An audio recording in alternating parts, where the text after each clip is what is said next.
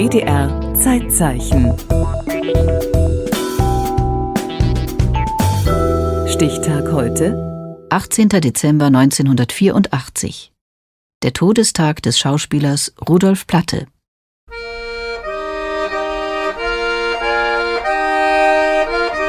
Haben Sie sich denn schon nach Arbeit umgesehen? Ja, morgen den ganzen Tag, seit ich raus bin. Ich habe ja schon ein paar Sullen durchgelaufen. Aber überall wollen Sie Meldepapiere sehen. Ich bekomme ja keine Arbeit ohne Anmeldung.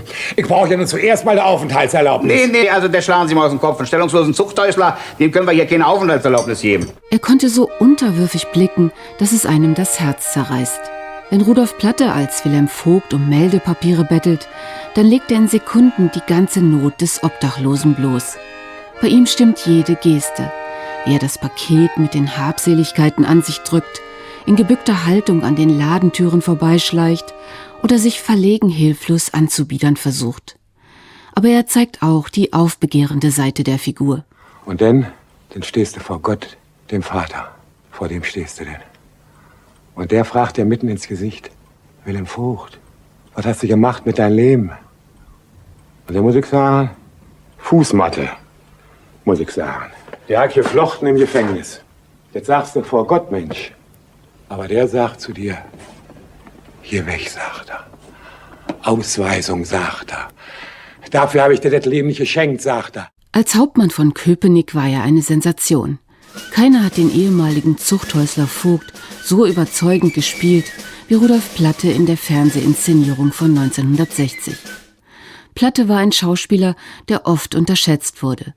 Der Kritiker Friedrich Luft, der ihn seit seinen Anfängen in Berlin kannte, stellte 1974 in einem Interview fest: Er ist ein Mann, der also immer viel mehr konnte und viel mehr Interessen hatte, als man ihm in den dummen Filmen, die er eigentlich die meiste Zeit seines Lebens hat machen müssen oder gemacht hat, man nimmt ziemlich übel, Geld schmeckt gut, der also doch immer viel mehr hinter den Ohren hatte, als nur das, was er da zeigte. Noch fast 50 Jahre später erinnerte sich Luft an einen Auftritt des 24-Jährigen in dem Stück Revolte im Erziehungshaus. Da spielt er einen Jugendaufseher, der von den Jungen gequält wurde und der selbst die Jungs, die ihm unterstanden, quälen musste und der dann von den Jungs gezwungen wurde, seine eigenen Schuhe aufzuessen. War ein furchtbarer Augenblick und das hat er wunderbar gespielt und das werde ich nie vergessen. Platte konnte mit wenigen Gesten eine ganze Lebensgeschichte erzählen.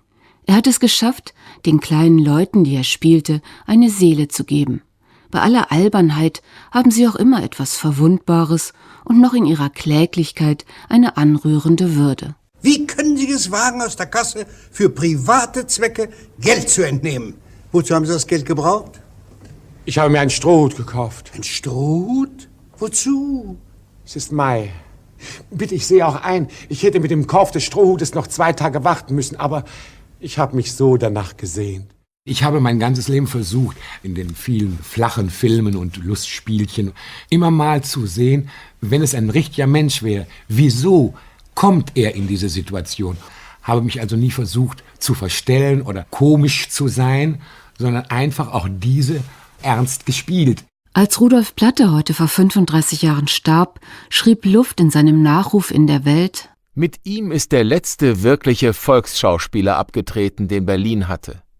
Die Stadt wird das kaum verwinden können.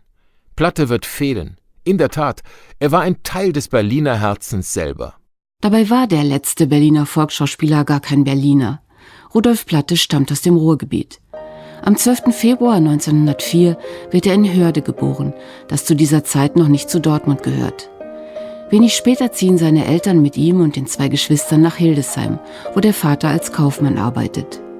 Obwohl Klein Rudi außer einem Weihnachtsmärchen nur noch ein pathetisches Heldenstück in einer Schüleraufführung sieht, hat er schon früh klare Berufsvorstellungen. Ich wusste ab meinem 14. Lebensjahr, was ich wollte.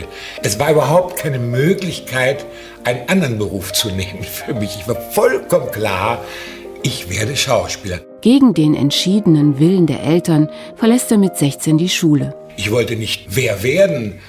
Ich wollte nur zum Theater. Das war für mich mein Beruf und meine Berufung. Und die habe ich stur geradeaus durchgeführt. Die nächsten Jahre sind hart. Da ihm der Vater jede Unterstützung verweigert, muss der junge Theaterenthusiast oft hungern. Er hat auch kein Geld für Schauspielunterricht. Sein Handwerk lernt er mehr schlecht als recht auf der Bühne. 7 Jahre tingelt Rudolf Platte durch die Provinz. Dabei wird er ausschließlich im dramatischen Fach eingesetzt. Mit Anfang 20 spielt er den Shylock, Richard III. Oder Franz Mohr. Auf komisch bin ich nie gekommen. Ich wäre entsetzt gewesen, wenn man mir etwas Komisches zugemutet hätte. Ich habe also nur ernste Rollen gespielt. Der bekannte Theaterintendant Viktor Banowski sieht den 24-Jährigen in Breslau und holt ihn nach Berlin. Auch dort spielt Platte zunächst ernste Rollen, bis er einmal einen linkischen Geistlichen darstellt und das Publikum vor Lachen brüllt. Erst hätte ich am liebsten geweint, als die Leute lachten. Aber dann fand ich Geschmack daran und dann war es immer schöner. Weil ihm die Lacher so gefallen und er am Theater nicht ausgelastet ist, tritt der junge Schauspieler zusätzlich in Werner Finks Kabarett Die Katakombe auf. Bald entdeckt auch der Film sein komisches Talent. Rudolf Platte wird zum Klamotier vom Dienst. Oft bekommt er kleine Nebenrollen in Filmen mit Heinz Rühmann. Etwa 1934 in der Komödie So ein Flegel, in der er einen wunderbar verschrobenen Tanzlehrer spielt. Danke sehr, meine Herren. Also bitte das zu Hause fleißig zu üben und das nächste Mal mit Damen. Bitte blamieren Sie mich und sich nicht, meine Allerwertesten.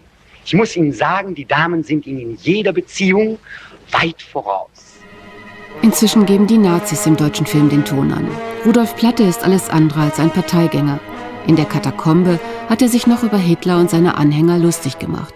Ich sag, wer nachgibt, der ist weiser. Ich bin nicht den Extremen hold. Ich war monarchisch unterm Kaiser. Und dann war ich für Schwarz-Rot-Gold. Dann drohten einmal linke Putsche. Da war ich ganz für gleich und gleich. Ich wär faschistisch unterm Duce. Jetzt bin ich auch fürs Dritte Reich. Der Schauspieler tritt nie in die NSDAP ein. Er duckt sich und mogelt sich irgendwie durch. Mein ganzes Trachten und Streben war, davon zu kommen. Die Schnauze zu halten und davon zu kommen. Ich habe nie daran geglaubt, dass sie bleiben. Das kam ja schon aus der Einstellung von der Katakombe her. Wir waren ja ein politisches Kabarett, was absolut anti war. Also ich konnte ja gar nicht mit diesem Strom schwimmen. Das war gar nicht möglich. Zumindest in den ersten Jahren ist Platte dennoch sehr gut im Geschäft. Bis zu 12 Filme dreht er pro Jahr. Darunter auch den einen oder anderen Propagandastreifen. Vom Hitlerjungen Quecks bis zur Blutsbrüderschaft. Meist tritt er allerdings in Komödien auf. Wie 1939 als Kaffeehaussänger in der Romanze Wer küsst Madeleine. Eine Frau wie deine Frau, solche kleine Frau betrügt man nicht. Als die Filmrollen weniger werden, übernimmt Platte 1940 das Theater in der Bärenstraße, wo er vor allem Klassiker wie Goldonis Diener zweier Herren auf den Spielplan setzt. Nach dem Krieg übertragen ihm die Russen die Bühne am Schiffbauer Damm. Platte, der in einem Dorf außerhalb von Berlin untergekommen ist, erfährt davon aus der Zeitung. Und da bin ich dorthin gegangen, das war in der Luisenstraße, also mitten in der Stadt. Und ich sagte, ich heiße Platte und ich habe hier gelesen, dass ich das... Ja, kam ein deutsch sprechender Major auf mich zu. Du machst da Lustspiel und Langhoff macht da ernstes Theater im Deutschen. So kam ich zu dem Theater. Das wurde aber auch nach einem Jahr genauso wieder weggenommen. In den 50er Jahren geht es für den Schauspieler vor allem mit Klamotten weiter. Unter seinen rund 200 Filmen sind viele banale Schmonzetten, wie der Ball im Savoy, wo er als Gesandtschaftsattaché Mustafa Bey auf Brautschau geht. Gleich als ich sie sah, spürte ich das gewisse Prickeln, Ücken, das ich immer spüre, bevor ich heirate. Was, Sie heiraten öfter? Ja, ich bin Orientale. Wie schrecklich. Ja, aber immer hübsch hintereinander. Aber es gibt auch bessere Angebote. In Helmut Keutners Zürcher Verlobung spielt Platte sehr witzig einen Schmierenkomödianten, der sich beim Regisseur einzuschleimen versucht. Wir haben uns im vergangenen Jahr im Stadttheater Konstanz kennengelernt. Sie waren eigentlich wegen unseres Gretchens gekommen, aber ich spielte den Mephisto. Sie deuteten damals an, wenn einmal in einem Ihrer Filme eine Rolle wäre. Ja, in jedem Film sind Rollen. Eben, sehr gut. Ja, ist originell. Naja, Sie. Ich würde mich auch künstlerisch ganz in Ihre Hand geben. Ihr realistischer Stil, Ihr Sinn fürs Hautnahe. Oft schafft er es, noch einem albernen Schlagerfilmchen kleine Glanzlichter aufzusetzen. Etwa wenn er 1960 in Marina als Nachtwächter Herzlieb eine hinreißende Duett- und Tanzanlage mit Trude Herr präsentiert. Buonasera, Signorina, buonasera. Den Mond, die Sterne und auch dich vergesse ich nie. Herr Falske, melde gehorsamst. Keine besonderen Vorkommnisse. Sie sind entlassen. Immer wieder versucht Platte, ernsthafte Rollen zu bekommen. Besonders stolz ist er auf die Tragikomödie Mamitschka, in der es um das Schicksal einer vertriebenen Familie geht. Der Film wird zwar in der Presse gefeiert, floppt aber an den Kinokassen. Eine Rückkehr ins dramatische Fach gelingt ihm damit jedenfalls nicht. Klamotten zu drehen macht auch Spaß. Es ist nicht so ein großes Unglück. Es ist nicht lebenserfüllend. Es ist keine Erfüllung des Schauspielerdaseins.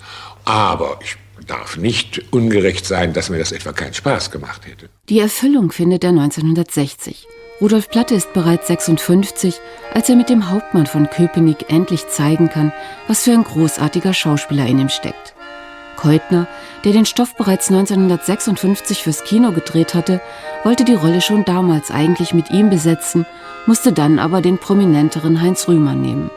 Zur großen Enttäuschung Rudolf Plattes, der die Figur zu gern gespielt hätte. Und dann kam das Fernsehen in Stuttgart und bot mir den Hauptmann von Köpenick an. Ich war unten in Italien, ich bin vor Freude ins Wasser gesprungen, ich kann gar nicht sagen. Und dann bekam ich eine wirklich ernste Charakterrolle nach der anderen, wo ich dann rein tragische Rollen spielte. Es war sogar so weit, dass die mir die Komik nicht mehr glaubten im Fernsehen. In den 60er Jahren startet er zugleich als Volksschauspieler durch. Am Berliner Hebbel-Theater tritt Platte in einer Reihe von Komödien auf, die so erfolgreich sind, dass sie es auf Hunderte von Vorstellungen bringen und die Berliner ihm den Spitznamen Langspiel-Platte verpassen. Allein als Tresorknacker Gustav Kühne in Das Geld liegt auf der Bank steht er über 500 Mal auf der Bühne. Ist ja nett, dass Sie gleich an mich denken, aber ich war es nicht. Du warst es doch. Ja, guck mal, müssen wir uns dann immer streiten. Welche Bank soll ich denn diesmal ausgeräumt haben? Woher weißt du, dass es sich um eine Bank handelt? Wollen Sie nicht doch ein Stückchen Torte? Selbst gebacken. Meine Frau macht immer so glänzende Füllungen. Der Kritiker Friedrich Luft resümiert in dieser Zeit: Er hat sich doch wirklich zu einem richtigen Volksschauspieler heraufgearbeitet. Und ich finde es eine wunderbare Sache, dass wir so einen Burschen auf der Bühne in Deutschland haben. Das Wort Volksschauspieler hat etwas Degradierendes, so etwas Verächtliches. Diese Jacke ziehe ich mir aber nicht an. Bei mir kommt auch die breitere Masse. Und daraus würde ich mit Stolz sagen, ja, ich bin ein Volksschauspieler. Platte ist auch leidenschaftlicher Wahlberliner. Er lebt in einem Haus in Dahlem, zusammen mit seiner Frau Georgia Lind. Nach einer frühen ersten Ehe hatte er die Schauspielerin bereits 1942 geheiratet, sich aber kurz darauf wieder von ihr getrennt. Nach seiner dritten Scheidung lässt er sich dann 1954 noch einmal mit Georgia trauen und diesmal hält die Ehe. Beide sind große Gartenliebhaber. Wenn ich jetzt rausgucke und sehe jetzt schon meine Schneeglöckchen blühen und hier so kleine gelbe Dinger rauskommen, die ich alle selber gesetzt habe, und ich weiß, das geht weiter, das ist dieser Turnus des ewigen Lebens, ist da das Schöne und fast Berauschende. Seinen letzten Kinoauftritt hat der Schauspieler bei keinem Geringeren als Rainer Werner Fassbinder. In Die Sehnsucht der Veronika Voss spielt er 1982 einen vom Holocaust traumatisierten Juden, der sich mit Morphium über die Verzweiflung tröstet. Ich werde dir etwas zeigen. Was ist das? Treblinka. Hat Ihnen unsere Freundin das nicht gesagt? Verstehen Sie jetzt, warum ich mit Ihrer Welt nichts zu schaffen haben will, mein Engel? Am 10. Dezember 1984 stirbt nach 30 Jahren Ehe seine Frau. Rudolf Platte folgt ihr nur 8 Tage später, im Alter von 80 Jahren. Ich glaube, ich war ein glückliches Kind, ich war ein glücklicher Jüngling, ich war ein glücklicher Mann. Ich war immer glücklich.